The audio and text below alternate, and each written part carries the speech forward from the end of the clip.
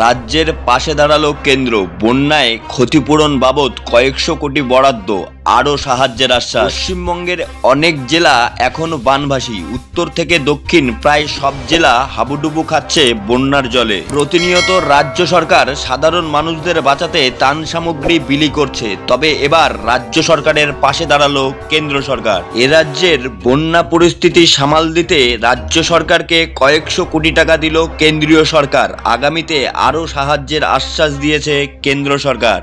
সূত্র মারফত পাওয়া খবর অনুযায়ী এ রাজ্যের বন্যা পরিস্থিতি পর্যালোচনার জন্য কেন্দ্রীয় মন্ত্রীদের একটি প্রতিনিধি দলকে এ রাজ্যে পাঠানো হবে। আর সেই প্রতিনিধি দল বন্যা পরিস্থিতি খতিয়ে দেখে একটি রিপোর্ট তৈরি করবে।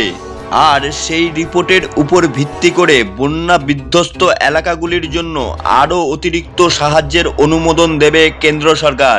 স্বরাষ্ট্র মন্ত্রকের তরফ থেকে একটি নির্দেশিকা জারি করে জানানো হয়েছে, বন্যা কবলিত 14টি রাজ্য সরকারকে কেন্দ্রের তরফে অনুদান পাঠানো হয়েছে। সব মিলিয়ে 14টি রাজ্যে 5,858.60 কোটি টাকা অনুদান দেওয়া হবে। মহারাষ্ট্রকে বন্যার জন্য কেন্দ্র বরাদ্দ করেছে 1,492 কোটি টাকা। অন্ধ্রপ্রদেশকে দেওয়া হয়েছে 1,035 কোটি টাকা। আসামকে 716 কোটি টাকা। অন্যদিকে বিহারের বন্যা নিয়ন্ত্রণে দেওয়া হয়েছে 655.60 কোটি টাকা। গুজরাটকে 600 কোটি টাকা। এছাড়াও হিমাচল প্রদেশকে দেওয়া হয়েছে 198.20 কোটি টাকা। কেরলকে 145.60 কোটি টাকা।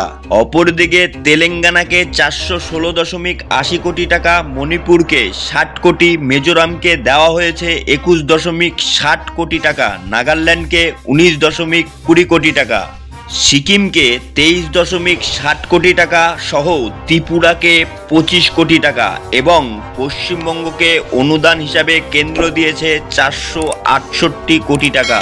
খুব শীঘ্রই পশ্চিমবঙ্গের অবস্থা খতিয়ে দেখার জন্য প্রতিনিধি দল পাঠাবে কেন্দ্র। সম্প্রতি রাজ্যের মুখ্যমন্ত্রী মমতা বন্দ্যোপাধ্যায় দক্ষিণ সহ উত্তরবঙ্গের বন্যা পরিস্থিতি পরিদর্শন করেন। আর সেই পরিদর্শনের পর কেন্দ্র সরকারকে কটাক্ষ করে মন্তব্য করেন, কেন্দ্র সরকারের তরফ থেকে কোনো সাহায্য করা হয়নি। আর সেই মন্তব্যের কয়েকদিন পেরোতে না পেরোতেই এই বরাদ্দ রাজ্য সরকারের মুখ বন্ধ করে দিয়েছে। পরিস্থিতি খারাপ থাকলে আরও সাহায্যের আশ্বাস দিয়েছে কেন্দ্রীয় সরকার। কি বলবেন জনতা জনার্দন? আপনাদের সুচিন্তিত মূল্যবান মতামত জানাতে ভুলবেন না জিআরএস নিউজ বাংলার কমেন্ট বক্সে। দেখা হচ্ছে পরবর্তী প্রতিবেদনে। সবাই ভালো থাকুন, সুস্থ থাকুন আর চোখ রাখুন জিআরএস নিউজ বাংলায়।